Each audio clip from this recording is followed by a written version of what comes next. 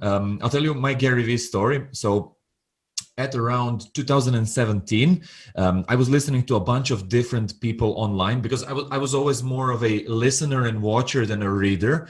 Although my mom is a creation teacher, so she always forced me to read. I never kind of, I never like to sit down and hold the book and read through it, but I read like 5 hours of podcast material through a day, and so I do enjoy books and ideas, but I love more talking to people like this and hearing them what they have to say. So at that point, I was listening to a few people who were in the personal development space and talking about different ideas.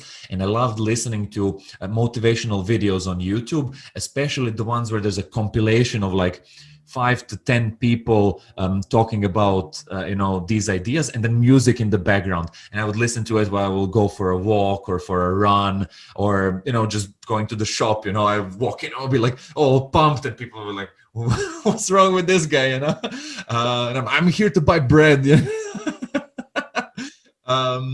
So yeah, and then it was kind of the end of 2017. I was going through a tough time where I decided to change a few things, and I predominantly wanted to change my job because I wasn't satisfied with the boss that I was working for. And I decided to take let's say a long holiday, but I accepted working a job for a guy that I knew that has his own tourism agency on a small island in Croatia. And he gave me free reins while working there. He basically had a bad employee the year beforehand. So he just wanted me to improve some things. And at that time, that was extremely easy for me. So it was working every day, but it was like really relaxed working. In my break, I would go to the beach and go for a swim. And all this time, when there were no people around, I would listen to audiobooks and these YouTube videos. And I was kind of going through the idea of, I think I'm listening to too many different people at the same time. I was going too broad with it. And then I made the decision to listen to only one person for a longer period of time. And Tony Robbins was on top of the list, but something was speaking to me, Gary Vee, And I was like, all right, let me check out a few of his videos in a row. And I went on his YouTube channel and I saw that he had a massive amount of videos. And I just started listening more and more just his videos. And he changed my perspective on social media and gave me a lot of insight on business and just, these personal development concepts that people don't usually talk about, like patience and things like that. So I'm very grateful for Gary Vee and all the work that he's putting out. I personally learned a lot through that. Tell me, if I may ask you, what was your first video that you watched from him? I can't remember. I think I watched him in these compilations while not watching the phone. It was in my pocket. So he was one of the 10 voices that I heard. And then I kind of narrowed it down.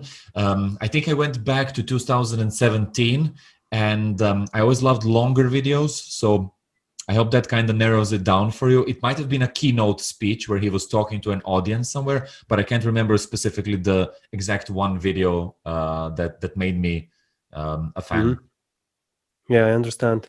Do you remember it for yourself?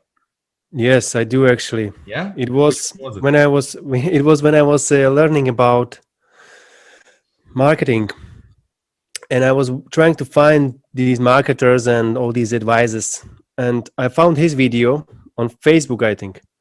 And I remembered his attitude, so arrogant, Yeah.